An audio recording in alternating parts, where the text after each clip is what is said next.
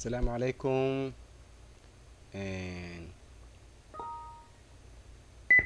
dadweynaha Soomaaliyeed meel walba ay dunida ka joogaan waan idin salaamayaa. waxaa jirta inaan idin hayo maanta barnaamijyada qancin doono aadna ku isticmaali kartid meel walba aad dunida ka joogtid markii aad wireless isticmaalaysid aadna u baahan tahay internetka laptopkaada inuu ku shaqeeyo. sometimes waxaa jirto in uu xiran yahay wirelesslada qaarkood sida hadda labadan xabo oo meesha joogo. okay, kaba soo qaad waxaa rabaa inaan networkan aan furto wirelesska, double click markaan dhaho oo connect aan dhaho wuxuu weydiinayaa password. so passwordkan ma aqaani, security-kayga waxaan rabaa inaan ogaado security-kaygaas oo aan isticmaalo si aan u wado howsha internetkan is doonayo. alright, waxaa jirto easy way aad ku furan kartid ama aad ku xadi kartid internetka passwordkiisaas. so waa inaad marka hore soo dejistaa programkan oo kugu shaqeyn doono inaad hacker galaysid ama aad jabsatid networkaas. so waa kasoo dejisan kartaa google, waxaana ku qoraysaa VMware player.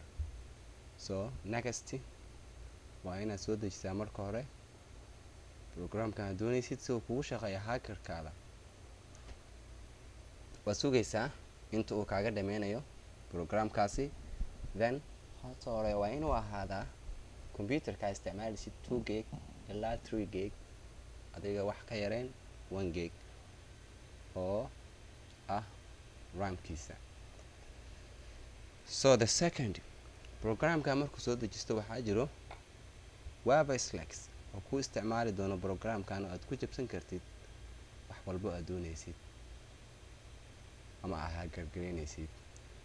so waxaan sugaynaa intuu ka dhameynayo midkan, then si aan u ogaano wirelesskan passwordka ku xiran. sideen ku ogaan karnaa? waa waddo fudud. waddadaasi fudud oo aanan aad iyo aad u dhib badnayn waa inaad marka hore soo dejistaa programkan si uu kugu soo shaqeeyo ama aad ku hakargaraysid programka aad doonaysid.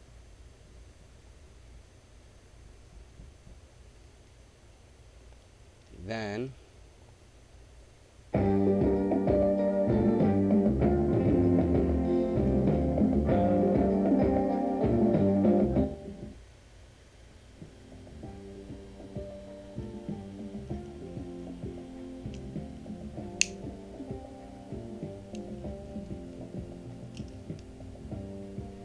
waxaa dhacayso inaad aragtid in wirelesskaada isbedelayo uuna kusoo galayo programkan sida local useka ama local internetka u isticmaashid oo kaleeto, taasi oo programkani kaa qancinaya ama kuu saacidayo in aad dhinaca networka uu kugu shaqeeyo. waxaa dhici karto sometimes inaad aragtid programkii oo soo gala computerkaada isagoon weli downloadkiisa aana dhammayn. so that's why in internetka aad jabsan kartid aad ku ogaan kartid sida saxda ah. then finish markuu kuu sameeyo computerkaada waa sugaysaa wax yar 3 or 5 second, hore kama furaysid, then kana furaysaa.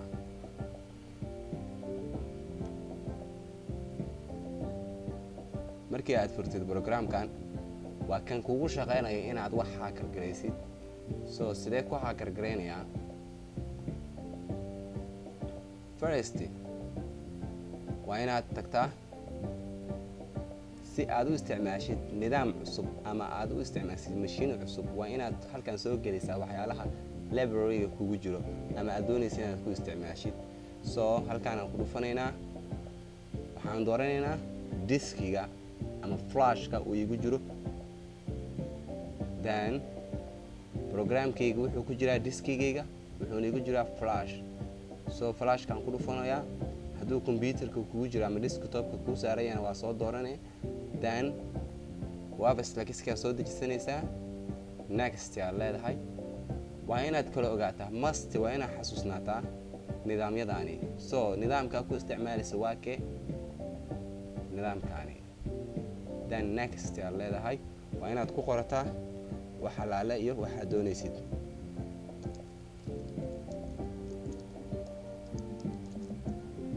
then next finish so waxaa kusoo shaqeynayo halkaani then wuxuu isticmaalayaa ram 1 gig ah oo ah workstation virtual play machine aan leedahay okay then waxaa arkaysaa 3 or 5 seconds sugaysaa si uu kugu soo halkaan programkii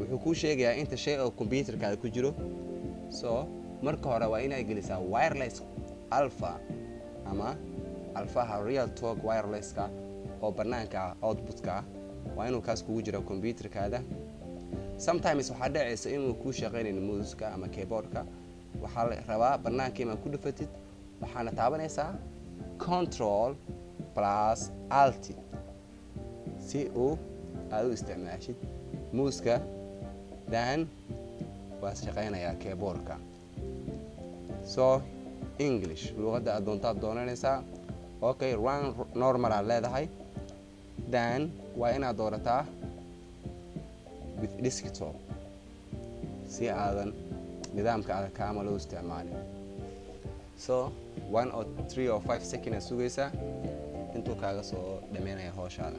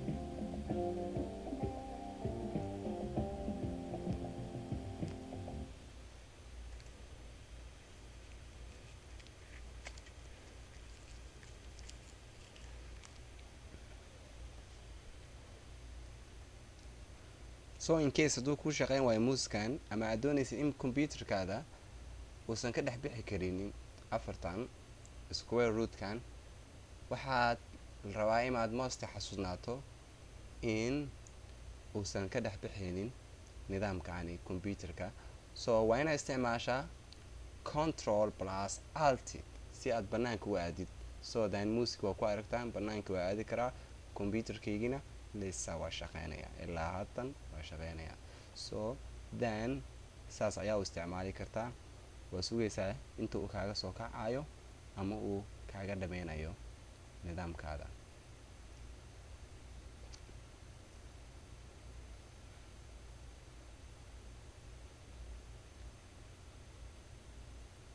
right waa inaad isticmaashaa nidaamyada aan ku dhahayo ku qor then first waxaa lagaga baahan yahay in aad isticmaashid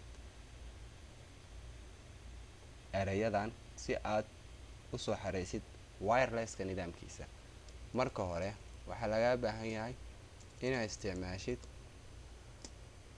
iromon menis ng waa inaad ku qortaa common wordka lagaa doonayo iromon ng wuxuu kaa saacidayaa inuu soo geliyo wirelesska driverkiisa so imon ng then enter. So then waa ku celinaysaa aero mon minus ng space start space 1 and 0. waxaa jirto in uusan soo qabanin wirelesska ama alfaha noogu jiro computerka. So then sidee ku ogaanaysaa inaad taas samaysid?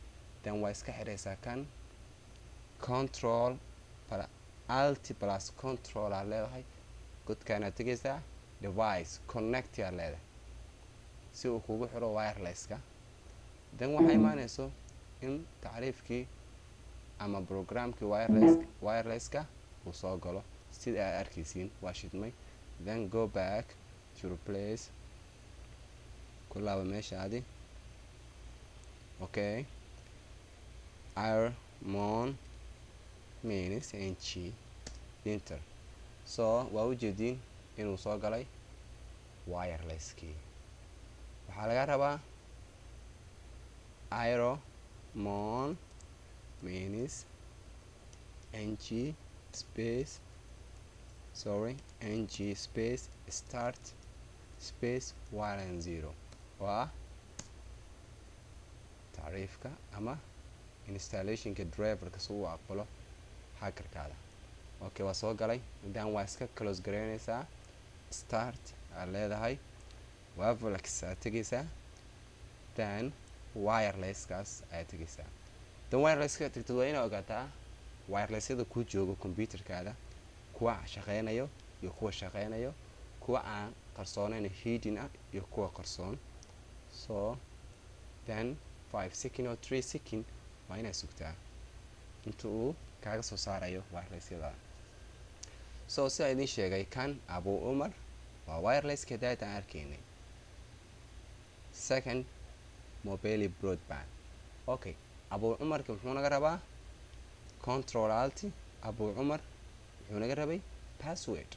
so sideen ku heli karnaa passwordkaas? abu umar waa joogaa? no, wps kiisa oo ah passwordka waa fiican yahay, kan kaleeto waa silent, waa qarsoon yahay. so silentiga inaad jabsatid ama aad heshid passwordka ku xiran dib ayay kugu noqonaysaa. so how we can do, abu umar ayaan doonaynaa inaan passwordkiisa ogaano. then go back to your place wps aad tegaysaa. then two ways aad ku ogaan kartaa. the second ways ama the first ways waxaa waaye nidaamkaani wuxuu ku siinayaa in aad heshid passwordka. so 5 or 3 times waa sugaysaa intuu kaaga soo kacayo. okay then okay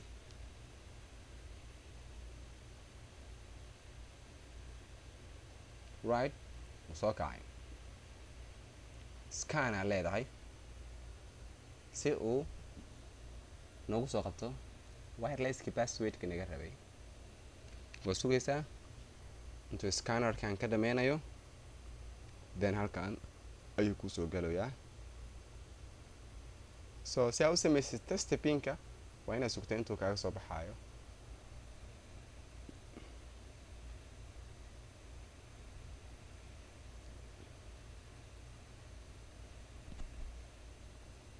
right abu umar waa helnay.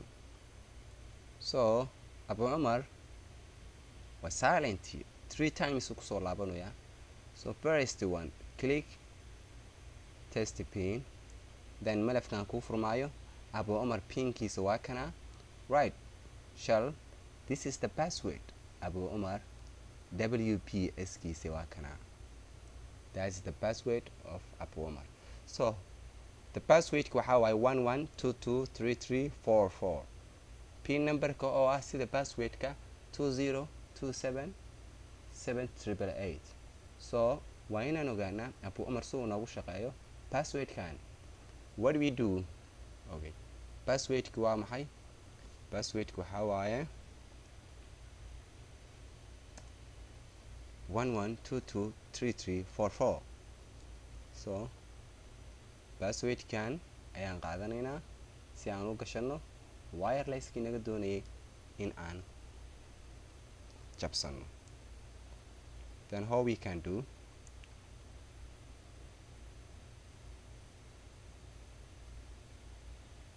right, waxaan doonaynaa in aan furano wirelesska, so disconnect aad leedahay, disconnect markaad dhahdid, then go to your